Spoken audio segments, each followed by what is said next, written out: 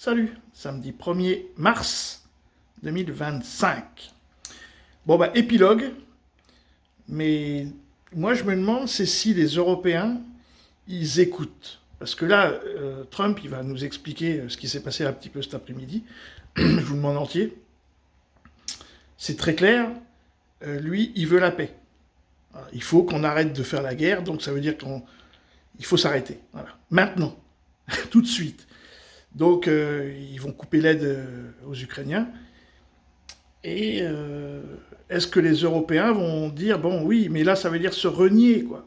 Et comme les Européens sont dans le déni, non, on va y aller nulle part, parce que les Américains les États-Unis viennent de dire stop, quoi, stop. Tous les récents interlocuteurs de Donald Trump, nous avions déjà cette idée que Donald Trump voulait que ça se passe en deux étapes. D'abord un cessez-le-feu et ensuite un accord de paix. On écoute ce qu'a dit Donald Trump.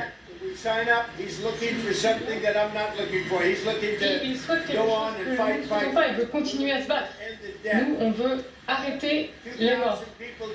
2000 personnes sont mortes cette semaine.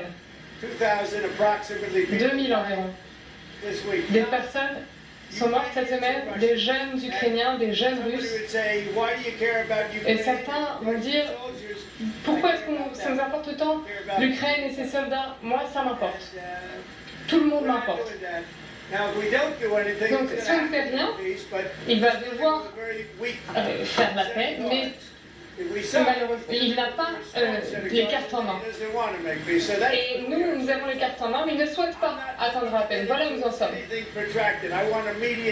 Je ne veux pas que ça dure trop longtemps, je veux que la paix soit immédiate. Nous souhaitons mettre un terme à cette guerre. Vous avez vu la même chose que moi aujourd'hui. C'est un homme qui veut que nous signions un accord et que nous continuions la guerre, et ce n'est pas ce que nous voulons. Donc voilà, on est en train de battre de nombreux records sur le plan économique. Et vous avez vu, nous sommes sur la bonne voie.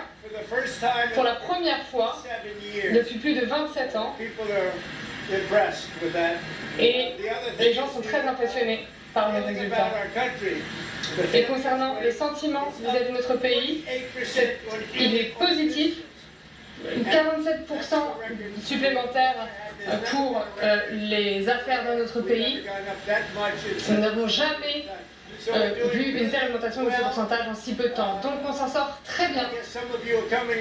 Et j'imagine que certains vont vous venir avec nous. Et si c'est le cas, je vous souhaite bon voyage.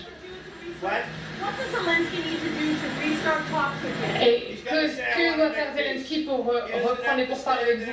Il doit accepter la paix. Il ne doit pas rester camper sur ses positions et dire Poutine ceci, Poutine cela. Il doit nous dire je veux faire la paix, je ne veux plus faire la guerre, les gens meurent.